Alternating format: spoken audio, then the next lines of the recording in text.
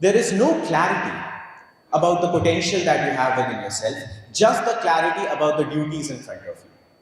There is no certainty about the passions that you have within yourself, just the certainty about the obligations that you have to take care of.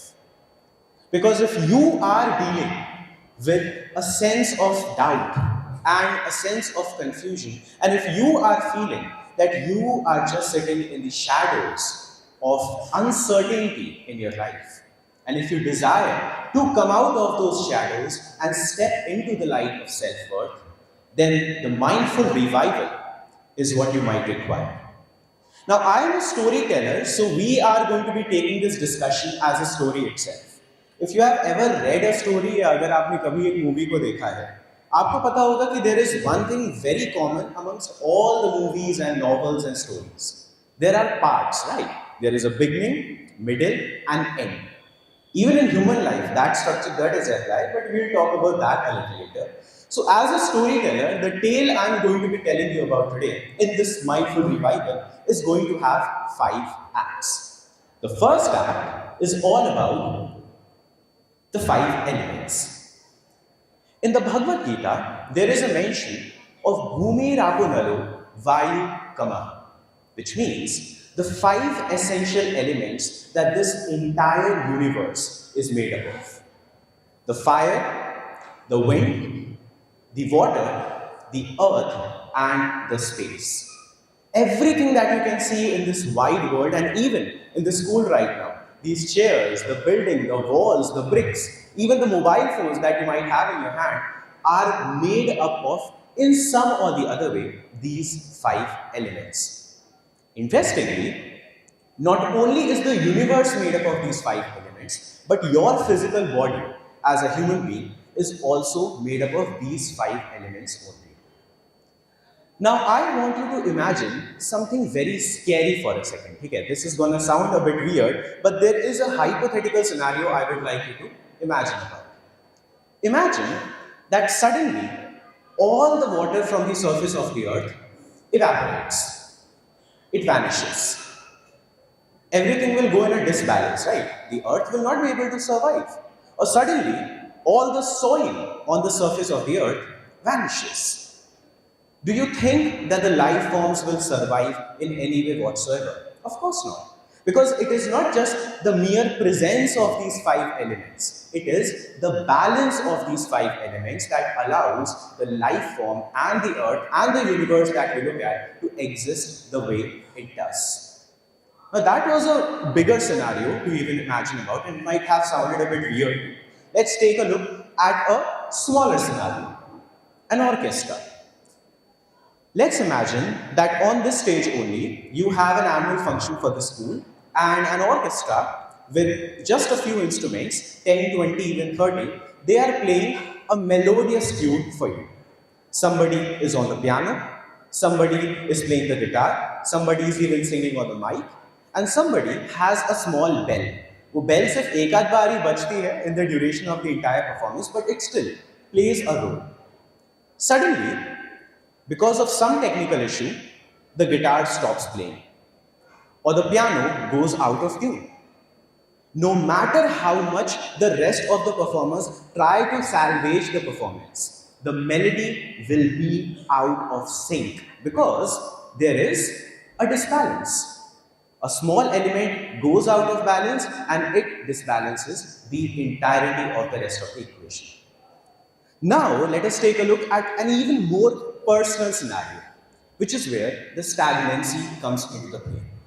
So earlier in this talk, I was talking about how the world is moving forward at a very fast pace, and yet majority of the people feel as if they are stuck, just in one bubble, not able to come out of it, just feeling introverted or anxious or nervous. You just feel that you have to wake up to go to school, come home for the coaching, just do the things for the sake of it. Or if you are a working professional, you just have to wake up to go to office, do the work over there, come home, do the work over there, and that is pretty much the extent of your life. The stagnancy that you feel is not because there is not much else to do in life. It is because the key elements of what makes you, you are not being taken care of. It's not the lack, but the disbalance of the internal pillars of your own life that make you feel stagnant or nervous or anxious or even at times depressed, no matter how young or old you might be. And this is where the principle of the mindful revival comes into the play. Now, like I said, that this discussion is going to be in the form of acts. So let's move forward towards the next act of our discussion, the act 2. Firstly, let's talk a little bit about your own daily routine. You wake up every morning, and the first thing that you do is you pull out your mobile phone and you start scrolling through the reels or the photos of your friends or family members or even celebrities for that matter. It's the case not just with the kids these days, even the elders do the same thing. So you constantly start analyzing how the world is out there, how other people are moving forward with their life, how other people are achieving things in their life. And the first note that you feed your own mind in the very morning is that they are able to do something. They are able to move forward. But you are not able to match up with the pace of this world. Everybody is achieving something. Your friends are visiting places. Your other friends are achieving trophies. Your some other friends are even having their own startups for that matter.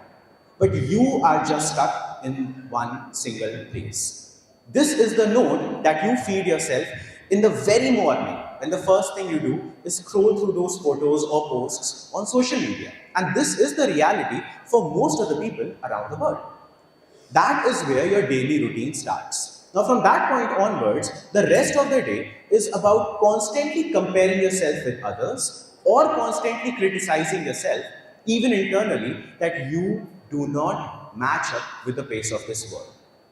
The stagnancy is one thing, but the second internal dilemma that you constantly deal with is the paradox of crowded loneliness. So there is one very common term that today we are living in a global village, right? Millions upon billions of people are constantly connected, not just in one city or one country, but around the globe. All the countries are connected, all the communities are connected very easily. You are able to talk with people who are living even beyond the oceans. So there is this tool of connectivity, there is this possibility to interact constantly with the people around the world, and yet you feel lonely. All that you feel is a sense of loneliness even when you sit with your friends in the crowd. Because you constantly are either comparing yourself with them or you are judging your own self from an external point of view. What good is connectivity anyway if loneliness is all that you feel at any given moment of time? Then, of course, as we move forward, we see the next great pillar of this act 2 being the dependence on the external factor. So, one very interesting thing that majority of youngsters especially do in the modern world is that not only do they allow others to constantly criticize them, but they also criticize their own selves on the behalf of other people around them. Your friends don't even have to make the effort to make a joke out of you, or talk about you, or tease you. Because internally in your mind, you are already doing that constantly to yourself. Whether that is about your vocabulary or proficiency with a certain language, whether that is about one subject out of the 9 other subjects that you're not able to perform good at, whether it is about feeling a bit anxious on the sports field, nobody has to even judge you because you do that for your own self already, before anybody even has to.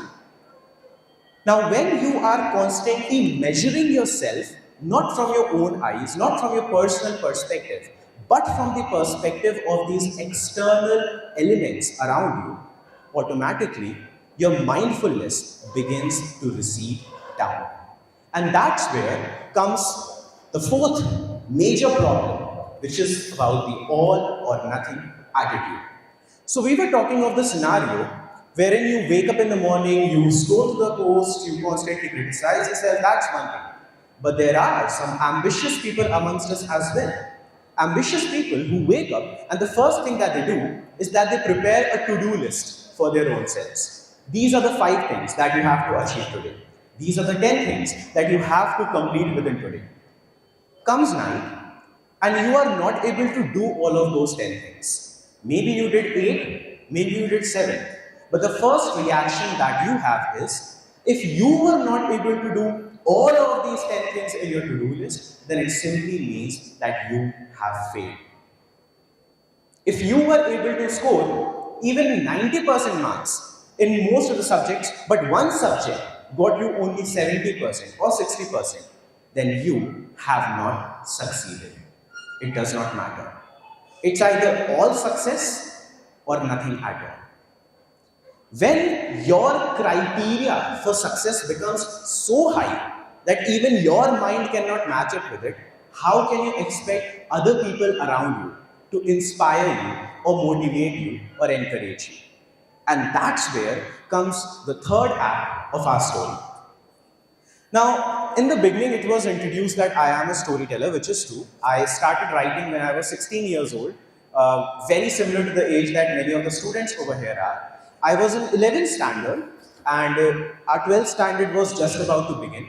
I was elected as the head boy of my school, so I was aware of the fact that once the 12th standard starts, I will have to focus a lot on my studies and school and everything. And so I told myself that before that journey starts, I want to do something simply out of passion, simply out of the intrigue of the fact that I like to tell stories. That was just an intention I had. There was no clarity about where that would lead me or what would come out of it. Just with a simple intention, I said, let's write a story. Now, with that simple intention, the first thing that I thought about was the topic that I wanted to write off. In that moment, there were two directions in front of me. Either I could have thought that, wait, what am I even talking about? I'm just 16 years old. How can I write a book at this moment? I mean, it takes people years, if not decades, to write a book, right? Or do something remarkable. I'm so young. How can that even be a possibility? Am I being crazy or what? The other possibility, which I went ahead with, was that maybe I don't know everything. Maybe I don't know how to achieve all the success or create the best of stories or become that bestseller author. All I know is that I have a simple topic, I have a simple intention, and maybe if I just look at the building blocks, nothing more, not the greater picture for 10 years down the line, but simply the building blocks of what I need to do right now at this moment to fill that first page of the 250 pages of my book, that could be enough. And if not enough, that could at least be a good start. Now, as a storyteller, these days I also guide and mentor aspiring authors, writers, and novelists around the world, even the professional storytellers. A very interesting trend that I see is that majority of them come up with great topics and ideas, but they never go on to write even 10 pages beyond the topic that they have started with. Why? Because they feel कि अगर अभी तक story अच्छी नहीं लग रही है तो फिर इसको कंटिन्यू करने का फायदा ही क्या है. अगर अभी तक इससे कोई आउटकम नहीं मिल रहा है तो फिर इस नरेटिव को पूरा लिखने का मतलब ही क्या है. As a storyteller, for me, in order to create a manuscript, the process is very simple. And don't worry, this is not something that doesn't apply on you. We are going to know how these stories apply even on real life as well. But like I was saying, for me personally, a story starts with very simple essential elements. Maybe I don't know what the message of the narrative would be. Maybe I don't know what the length of my book would be. I simply know what the topic is, who the characters are, where the story takes place, and that's enough. With these essential building blocks, with these essential pillars, I'll just start writing. And that's where you look at the fact that in a very similar structure that you see in a movie or a television show or a book series or any story really, your life develops as well. You have your life when you are born. There is not much of you, right? You are just a baby, you are just an infant. All you have are your building blocks, your parents, your support, and very basic necessities that you have. You have to sleep, you have to eat, you have to start growing slowly and gradually. It takes years, if not decades, for you to become a fully functioning human being who is able to talk, who is able to study, who is able to do something on their own properly. And yet, when it comes to the greater goals of your life, you only deal with the mindset of either you are achieving all in one go, with one step on the first day, or you are achieving nothing at all. Even for a movie of 2 hours with a structure to be made properly, it is made with 2 and 3 years of production. Even for a single book of 250 pages to be written properly, it takes years upon years to be written even with the first draft. And that's when the revival of the key players come into the play. Because if I say that all you have to do is start with the essential elements, then maybe taking a look at what those essential elements are might be a great place to begin. So let's move towards the act 4 of our discussion, which is all about the theory of 5 pillars. Now, there is a simple thing that I can do, and I can simply tell you what the 5 pillars of your life are. Maybe it could be health, maybe it could be finance, maybe it could be creativity, but I'm not going to do that.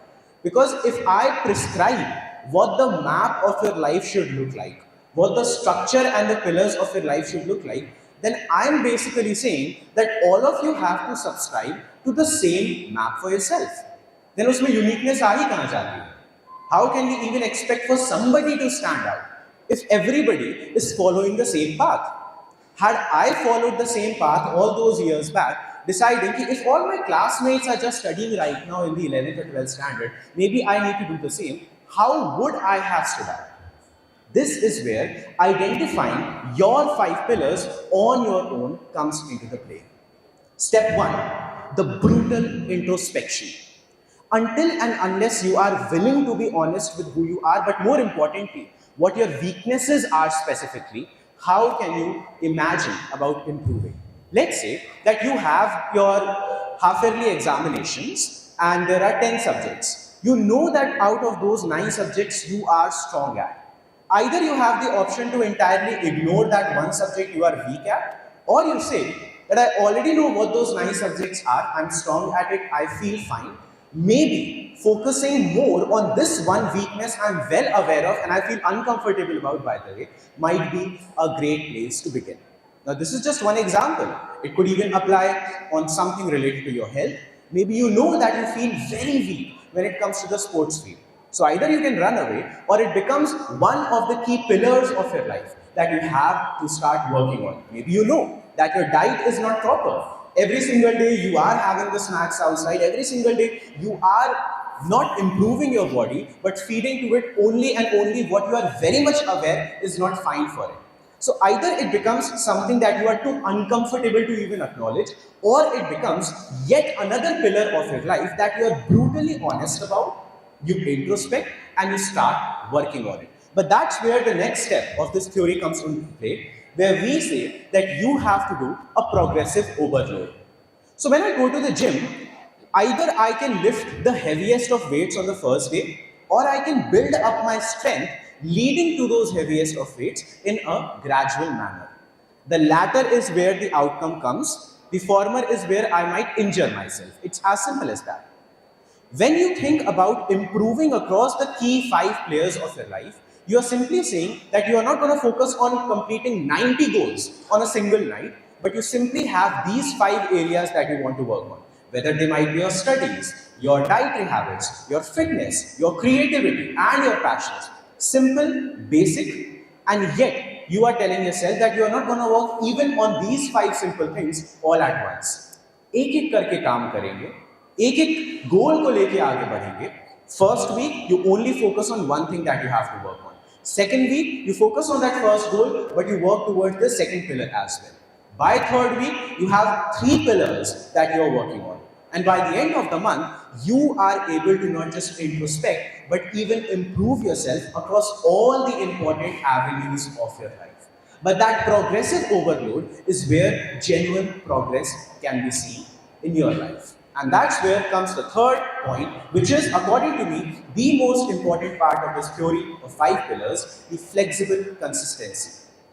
If you actually want to see any sense of improvement in your life at any given moment of time, yes, you have to be consistent. If you want to improve your physique, you have to work out regularly. If you want to write a story, you have to write regularly and not just once every month. But you also have to tell yourself that maybe on this particular day, I do feel a bit tired. I once again need to be brutally honest with myself and slow down for just for today. so that tomorrow when I begin again, I feel strong enough to continue. Because that flexible consistency is where you are not just being honest, but respectful to your internal strengths and potential. Promising yourself to begin again tomorrow, but at the same time, giving yourself the moments to relax and be mindful about yourself too. And this is where we start with the fifth act of our story, which is all about the value of small actions.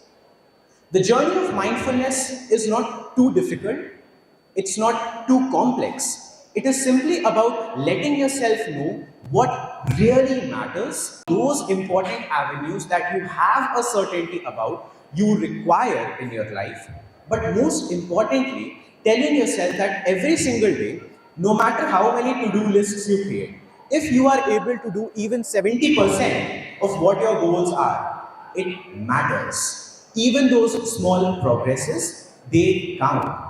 And most importantly, even the smallest of goals that you achieve and are able to complete, they add up to the success of your life. As J.R.R. Tolkien once very rightly remarked, not all those who wander are lost. Because curiosity does not tell you that you are confused.